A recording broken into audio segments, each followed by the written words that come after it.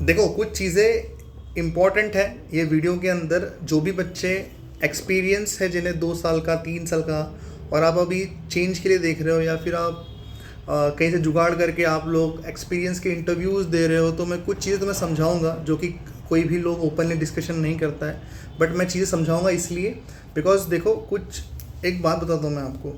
एक कैंडिडेट मेरे पास में आया, 3 साल का एक्सपीरियंस था उसे डेटा एनालिस्ट की प्रोफाइल में।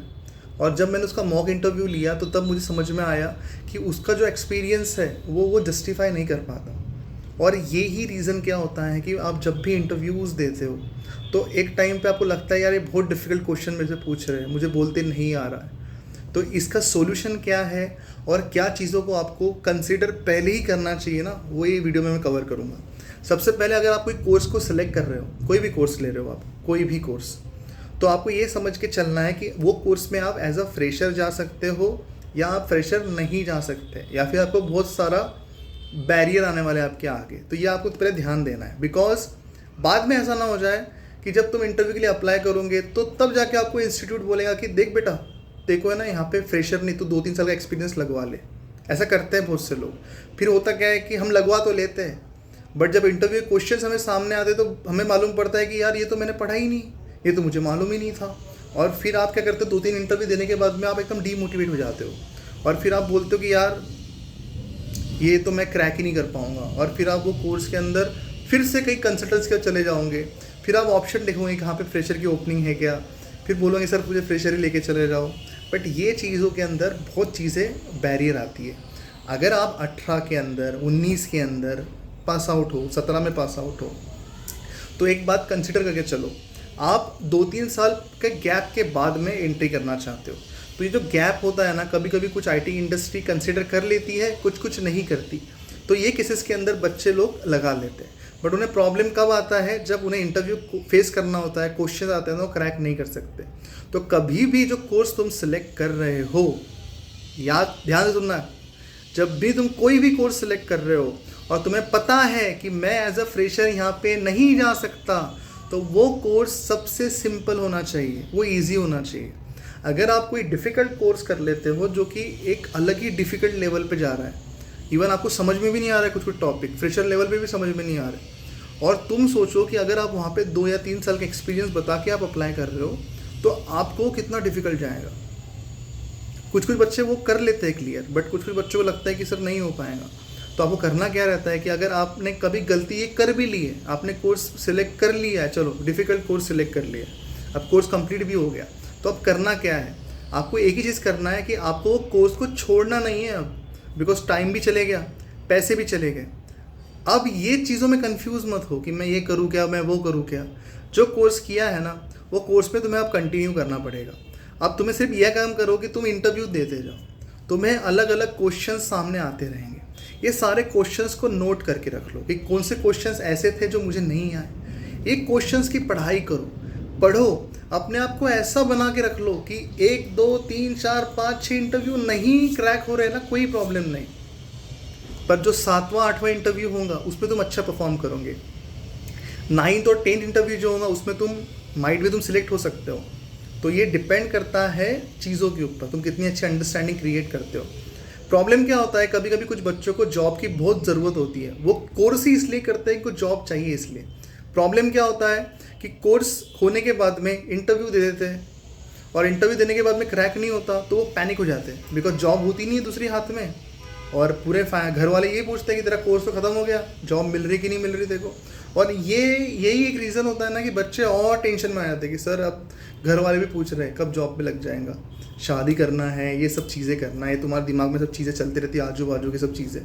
तो इसके लिए प्रॉब्लम का एक ही सोल्यूशन रहता है, सबसे पहले तो निगेटिव चीज़ दूर रहो थोड़ा सा। आपको सिर्फ और सिर्फ ये ध्यान देना है कि मेरे इंटरव्यूज़ हो, मैक्स टू मैक्स इंटरव्यूज़ में दूँ। तो जितने इंटरव्यूज़ होंगे उतने ज़्यादा तुम्हारी प्रैक्टिस होंगी, और बाद में एक टाइम ऐसा आ जाएगा तुम वहाँ पे जस्टिफाई कर पाओगे। बिकॉज कंपनी में तो काम करना है ना, ऐसा ना हो जाए कि मैं कहीं जुगाड़ लगा के चले जाऊँ और कंपनी में कभी काम आ गया तो मुझे काम करते ही ना है। तो रीज़न ये चीज़ है कि आपको हमेशा लर्निंग फेज़ में रहना है। तुम लोग नॉन आईटी से आईटी इंडस्ट्री में जा तो रहे हो, पर तुम्हारा पूरा की पूरा माइंड सेट जो तुमने बना के रखा है ना, वो नॉन टेक का ही रखा है। क्या नॉन टेक का? एक कोर्स कर लिया या फिर एक एजुकेशन कर लिया, बस करते बैठो जॉब ज़िंदगी भर। यहाँ पे ऐसा नहीं होता, यहाँ पे अपडेट रहना पड़ेगा हम लोगों को। तो तुम्हें लग रहा है अगर कि मैंने कोई कोर्स किया है और मुझे इसमें टाइम लग रहा है, तो तुम दूसरी जॉब भी कर सकते हो, बट ये जो कोर्स किया है इसको छोड़ो मत, इसको पकड़ के रखो। और अब किसी का सवाल ये आता है, सर इंटरव्यू कॉल ही तो नहीं आते हम लोगों को। अब मेरे को बताओ, पूरे इंडिया में से सिर्फ तुम अकेले हो क्या कि तुम्हें इंटरव्यू कॉल नहीं आ रहे? पूरे इंडिया में से तुम अकेले हो क्या? तुमको नहीं आ रहे तो किसी और को भी नहीं आ रहे ना भाई। तो तुम्हें को ऐसा है क्या कि तुम्हारे साथ भी सब खराब हो रहा है क्या? अरे इसे एक्यूमुलेशन फेज कहते हैं आईटी इंडस्ट्री का। होता क्या है कि जब भी कभी ऐसा कुछ फेज आता है रिसेशन का, या फिर कोई ग्लोबल हायरिंग स्लो होती है, कुछ होता है ना, तो थोड़ा सा कम होती हो अपने, पर जिस दिन ये बढ़ेंगी तब ये बहुत जल्द बहुत बहुत अलग ही लेवल पे बढ़ेंगी। और तुमको खुद को पता है कितने बच्चे प्लेस हुए थे पिछली बार, तो ये टाइम पे भी काफ़ी बच्चे प्लेस होंगे। बट ये फेज़ के अंदर जिसने कोर्स को छोड़ दिया, समझ लो फिर उसका पैसा भी बर्बाद हो गया, उसका टाइम भी बर्बाद हो गया। आपको ये रखना है कि मुझे जो भी कोर्स मैंने किया है ना, अभी मैं उसको छोड़ूंगा नहीं, अब भले कुछ भी हो जाए। मैं लगे तो बीपीओ में जॉब करूँ, मैं बैक ऑफिस में जॉब करूँ, मैं कहीं भी जॉब करूँ, बट मैं जो कोर्स कर चुका हूँ ना, वो कोर्स को मैं कंटिन्यू करूँ, मैं उसे पढ़ते रहूँ। बिकॉज ऐसा ना आ जाए कि जब हायरिंग शुरू हो जाए तब तुम्हारे पास जो तुमने स्किल्स डेवलप किए वो तुम्हें याद ही ना आए। फिर वही चीज़ होगी ना, अभी पूरा घूमकर तुम वही केस पे आ गए जब तुम पहले कोर्स करने के पहले जो केस में थे। तो देखो, पैसे चले गए, टाइम चले गया है, अभी जो डिसीजन लेना है वो अच्छे से लेना है। बिकॉज ये चीज़ के बारे में तुमने पहले सोचा नहीं था कोर्स सिलेक्शन के पहले, अब तुम सोच रहे हो, तो अब सोचने का टाइम नहीं है, अब सिर्फ पेशेंस का टाइम है। बट अगर समझ गए बात को तो तुम्हें बहुत अच्छी नौकरी मिलेंगी। मेरे पास में ऐसे बहुत से कैंडिडेट हैं जिन्होंने काफ़ी दिन वेट किया, but right now they are working on 18 lakhs package, 16 lakhs के पैकेज पे काम कर रहे हैं। क्या हो गया? 3-4 महीने जॉब नहीं मिली ना, 7वें महीने तो मिल गई, पर जब मिली तो बहुत तगड़ी मिली। तो देखो, तुम्हारा भी टाइम आएगा, बट हाँ ऐसा ना आए कि टाइम आ गया तो तुम्हें कुछ ना आए। ठीक है? तो the thing is that keep learning और पेशेंस रखो।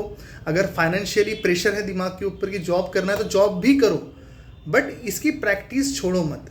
ये फेज चेंज होगा, समझ में आया?